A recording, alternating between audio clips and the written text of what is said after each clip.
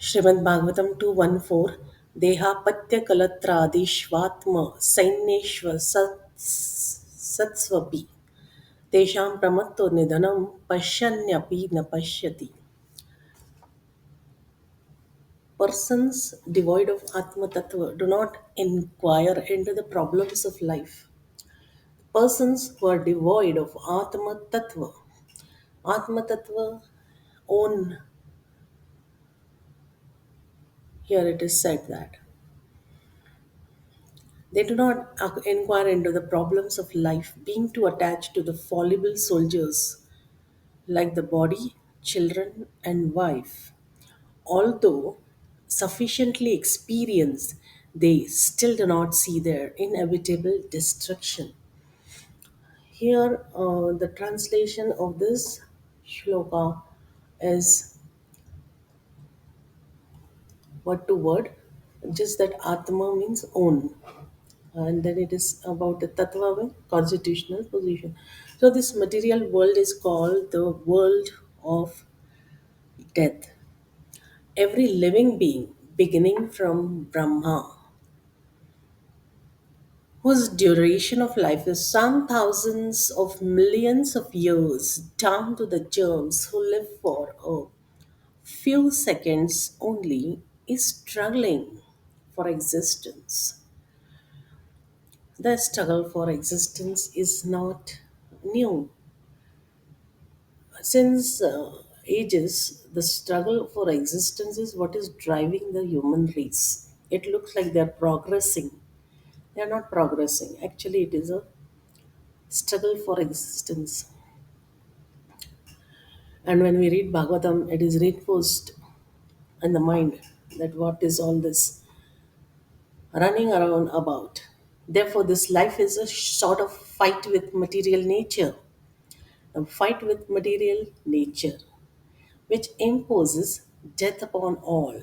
The material nature is that nature of what is that material nature? The deterioration and then finally the death, which imposes death. It's not a choice by choice, an imposed death. So we feel normally a person is normally passing away, and it's like, okay, this is the way of the world. This is the way of the mother nature. There is a mother nature. So a person is born and he has to die. So there is not much sorrow or grief at that moment when a person passes away, because it is an accepted, um, it is an accepted process that one must die and one has to die. Everybody knows it. So if there is a death, even in the most of the faithless people's house, then they are okay with it. They say like this had to happen. Some people cannot take the shock, and because they are totally unprepared, and they are so attached, so they keep crying, and they feel a loss. They great sorrow and they are in great pain when somebody dies, and the pain is of a different nature. The pain is the pain may, every pain may be of a different nature. Somebody has some feeling, somebody has some feeling. So at the death of any person, each person's feeling will be different based on his experience of the material world. So, the in fact is this is not a process. The death is not a part of the process of the human life. It is an imposed one, and if we understand, it is an imposed because now I'm living happily. But if somebody catches me and then imprisons me, or deprives me of my freedom, then I will be in great pain. At that time, one does not understand the that this is the very perpetual thing happening, and so one does not like this. But then the death they accepted. They say this was a part of process in the human life. So why did they accept it? If they had well understood before, then they would do something about it. Because in the normal conditions of life, suppose now we take the latest example when President Trump of USA, the leader of the republic, he was there was an attempt to kill him, shoot him. He was shot in the ear, on the right side of the ear. So at that time, he could have even died, but he was saved somehow. It didn't hurt him much, just a little injury, and the blood was oozing. So, so that was also an attempt to kill him. So he could have died at that time. It would be an imposed death, they say. And the normal circumstances now, if someone passes away, then they say it is a normal death. But this is ignorance. If we understand what is death in its real form, then we will make some arrangement upfront and um, do some progress in life, because this struggle for existence will go on and on, and one has to come to an understanding what this cycle of birth and death is all about. So in this Srimad Bhagavatam's 214 shloka, in the human form of life, a living being is competent enough to come to an understanding of this great struggle for existence, but being too attached to family members, society, country. Now, he's attached to society also, he's attached to country also. He wants to win over the invincible material nature by the aid of bodily strength, children, wife, relatives, etc. And what he wants to win over the society and the country. So, although he is sufficiently experienced in the matter by dirt of past experience and previous examples of his deceased predecessors, he does not see that the so called fighting soldiers, like the children, relatives, society members, and countrymen, are all fallible in the great struggle. One should. Now, these are all fallible entities and the struggle of existence. So, what are you relying upon? Isn't it? What are you relying upon? On the fallible entities? One should examine the fact that his father or his father's father has already died, and that he himself is therefore also sure to die. And similarly, his children, who are the would be fathers of their children, will also die in due course. No one will survive in the struggle with material nature. Now, the death here is of the material world. As we see people passing away, and then once a person dies, you cannot bring him back to, you cannot talk to him, you cannot talk to him, you cannot call him, you cannot even think of him actually. People think that once the person dies, he's being thought about, spoken about, but you cannot even think about that person at all. This is the fact, and so much ignorance all over. The history of human society definitely proves it. Yet the foolish people still suggest that in the future they'll be able to live perpetually with the help of material science. So they're exploring the avenues for life. Earth is a planet is not sufficient. So what about the other planets? The Jupiter, is there any probability of some new things for the existence?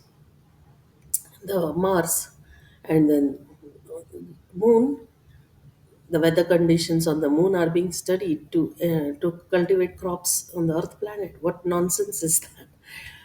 So this is full exploitation of Mother Nature. This will not help the human society at all.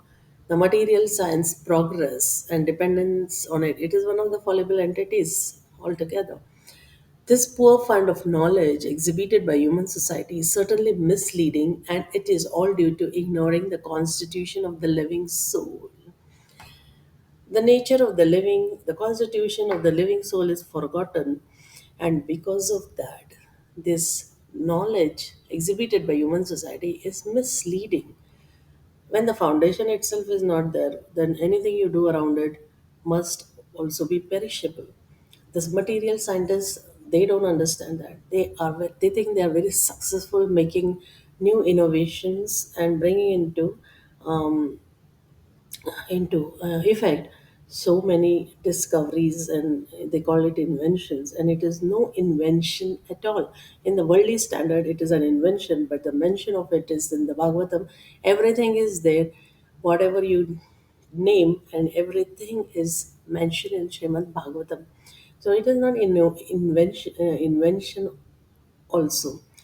So be it anything, and the last thing is the nuclear power stations. So that is also there in the Bhagavatam. So if the material scientists think they're doing something very great and innovative, then it is just that they are bringing into effect something which is already existing. It is not innovation. It is a discovery only. So, but what is the purpose behind it? The struggle for existence. And the struggle for existence is based on a wrong foundation. The constitution of the living soul is subtracted from that. So this material world exists only as a dream due to our attachment to it. The material world exists only as a dream. What is a dream? The dream, you see many things. The dreams are never true. In the dream, if you see that you are being felicitated for some courageous act, and when you wake up, you are a coward. You run away at the sight of a dog chasing you. So is that was the dream that you were dreaming for a strength and all? Is that real? So many people are there and they are labeled as very strong, very powerful, and all etc. But even at the sight of a little cat, they will start running.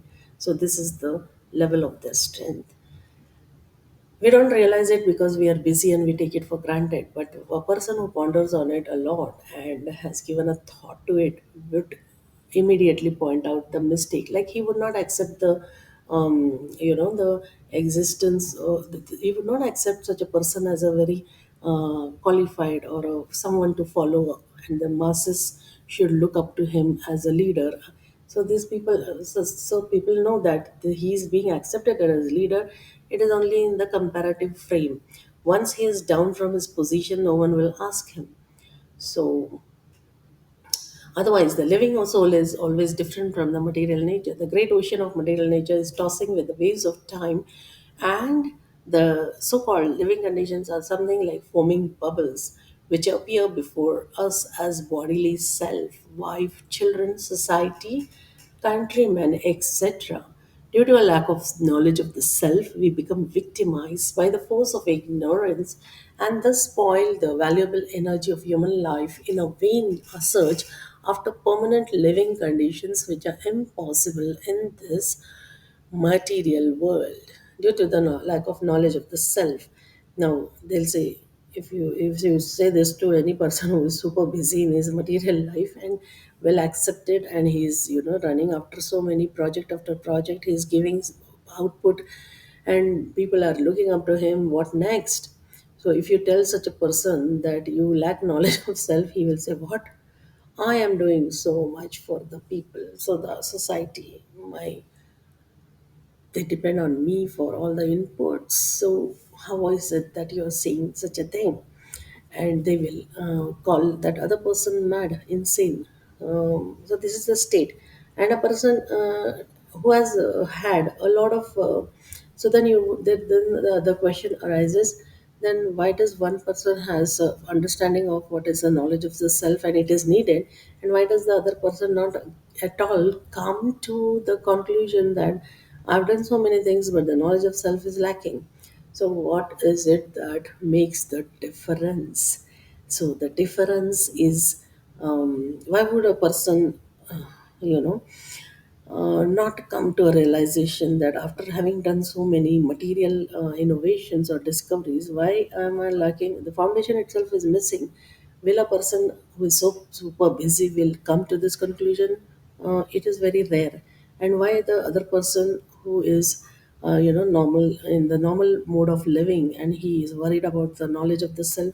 So why is it that the difference lies in his previous understanding the and what he has done? If you chase material nature very much without beyond the need, then you will never get this realization.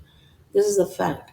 If you chase anything material beyond the need, then you must forget your the foundation must be forgetfulness of the self, and they'll do all things that they'll be pushed into that. There's a force that pushes them forward. It looks like they're progressing, and that is their accepted way of life, but it is an imposed death. This is what the Bhagavatam says. It is an imposed death. And somebody is imposing on you, you yourself don't like it. How can you like it? The very nature of the soul is always looking for happiness that is everlasting, and this is from the transcendental world, the spiritual world, where there is a whole existence that is eternal, and we belong to that, not this material world. So this understanding, and then if it is so, then what are we doing for achieving it? So then this is another part, that we have to struggle to achieve that state where we do not sanction any kind of happiness in this transitory material progress. So that understanding, once it comes, then you have to work till you realize the final, the final result, where you start working only for the based on the foundation of understanding of the self. So when is that possible? Our friends, relatives, and so called wives and children are not only fallible but also bewildered by the outward glamour of material existence. So, the surroundings or people around us, they are not only fallible but bewildered by the glamour of material existence, the outside glamour, the outward glamour. How is it? The outward glamour is it reflects the state of the inner confusion, the bewilderment, and more or less, this is the fact. Because who understands what is the need, and I must do only that much is which is needed. Even if you go and visit your friend and you are visiting him after a long time, see, then you can talk to him only like for 1 or 2 hours, not more than that. But if you end up spending 10 hours talking, then it is beyond need. The first few minutes of exchange, the the separation that was there, and they share, and the joy is there. Then afterwards, what follows is all the need beyond need, the needs beyond the required needs. So once you are aware of this, then what you need to do is you have to work on that which will thrive the understanding of the self. So that people forget, and they are bewildered by the glamour of material existence. And as such, such kind of people who are around us, they cannot save us. Because if one is bewildered, one is in trouble, and if he says, no, this is no trouble to me, when there is an impending death in front of that person, and he doesn't feel that it is very dangerous for him, so, who can wake up such a person? So, here we think that we are safe within the orbit of family, society, or country. We are, so this illusion has to be noticed, and once you notice, then you have to do something to um, remove the ignorance. And it is possible, because in material world, when you feel the need that you want to bigger salary job, you want a more, you want more money, that will bring you more money to satisfy your rising needs. So what do? You start searching for a good job. And so it's no different on the other side. When you know that your knowledge of self is lacking, then you would want to go ahead and find a solution for that. It's so natural. It is not a very difficult task that you are undertaking, and there will be many difficulties. It is not the way.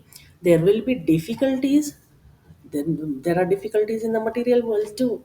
Then why do you say that in the other side of the life, when you are working on finding the biggest solution to your eternal problem, then why should it be more difficult? It should not be more difficult at all. Some things come into the picture, and they are all because you are progressing, and not that you are going backward direction. So it's a mindset, actually. Some things are inevitable and they cannot be avoided at all, but the fact is The progress is there, that is why many other things are there too. And because of bewilderment, you cannot see the truth behind it. So we must acknowledge this, and for this very small reason, we cannot lose the chance of progressing on the path of understanding the self. So this is what the people, those who are who have achieved this, they always try to impress on anyone sincerely looking for the other part of the solution of existence. There is the need for existence in this material world, and the eternal world is all about eternal existence. So, which one would you prefer and why? That must be impressed on the mind, and it's not an imposed, because whatever is imposed is a death, is in the form of a death. But this aspect of knowing the self and then working towards realizing it is chosen, is just by choice. You understand the importance of it, and you understand that the existence is eternal. Then why will I always come again and again in this transitory, the momentary phase of struggle for existence? So today, if I am in America, and here America is all about, they are bewildered. They have more tendency to, you know continue their struggle for existence based on material and needs, and they are bewildered. They go for big material projects, and they are successful also. Now, the success depends on how much you try, the intensity of your, there are various other factors. But a person who is on the other side, knowing the self, then he sometimes has to, he faces a lot of setbacks and failures, it looks like. But the failure is in the external world, it is based on the existence of the external world. The person in himself does not accept that as a failure, nor he is bewildered by if there is any success, because he knows this success is transitory. After that, again, it will be followed by a big failure. And who will provide him the energy to balance the energy, the strength to go through this ups and downs of the mental, the the changes, the mental changes, success, and then there are a lot of failures. The failures are there, and if you have not adapted yourself to handling it, then there will be effects of that too. And what are the effects? It is the depression, and how everything is there. So many people are getting, in the old age, they die getting depressed. Now you will say, who is tell me names of few who have been depressed. And it is very, um, this no one thinks about it, but those who are working on it, they know how the state of mind is after getting a lot of success, because the satisfaction is something which is derived, and the self needs the satisfaction only from this matter that the self is made of. It cannot have satisfaction in the opposite, in the state which is opposite to his nature. His nature is that of soul, and it is completely different from this material existence. So that satisfaction, he cannot get satisfaction in the material existence or striving for material success.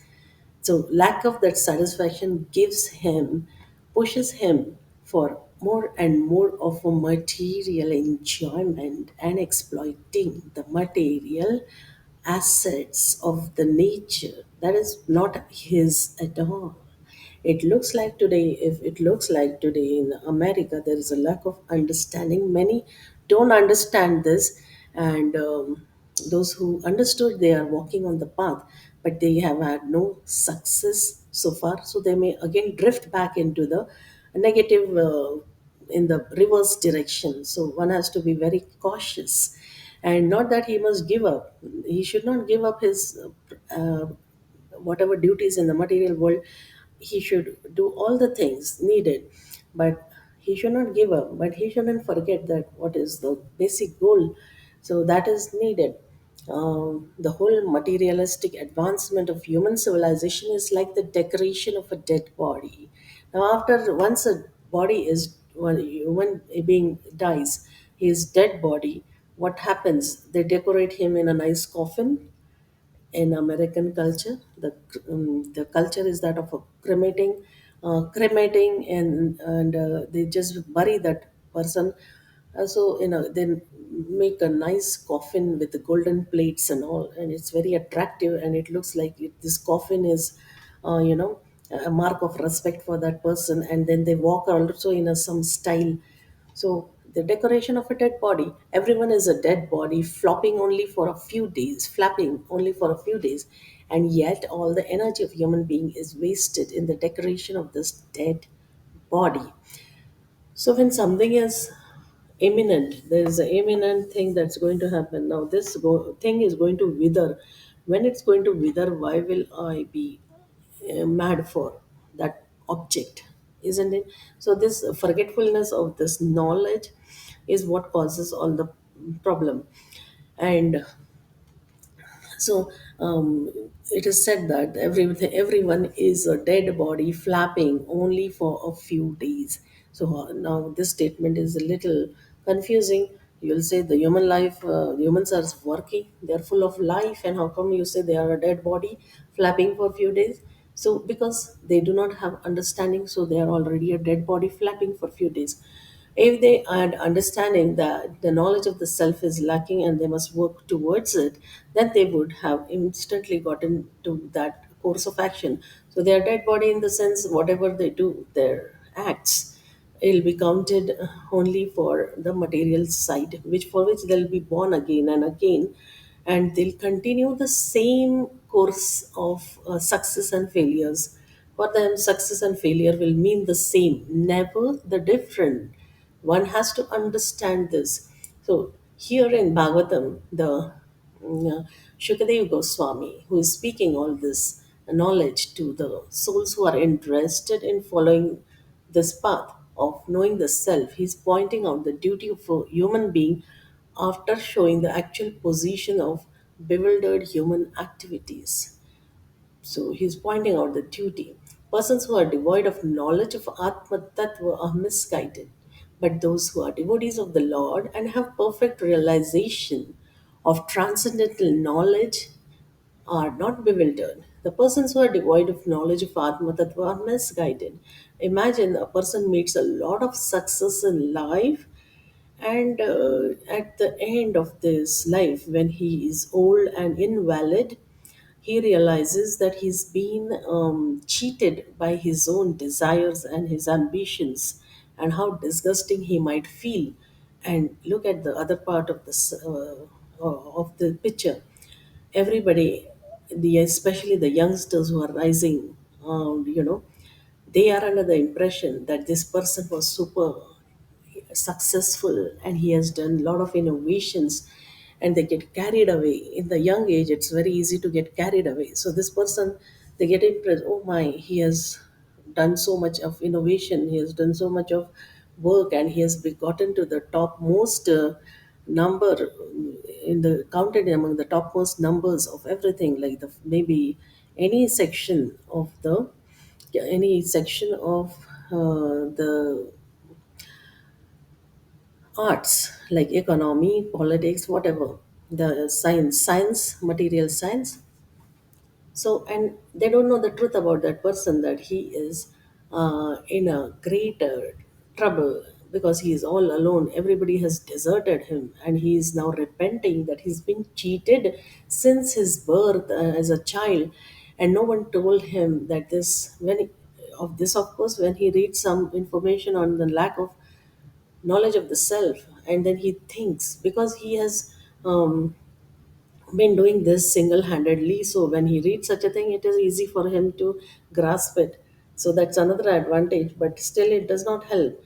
And while he was pursuing all this all his life, at the end, when he thinks that this was no way benefiting to him, and now he's alone, and soon the death may come. And what next? But then it is too late by then, because if material science is the truth, this other part of the world, the knowledge of the self, is also a science which never fails. The material science may or may not work at all. It might fail or in due course of time.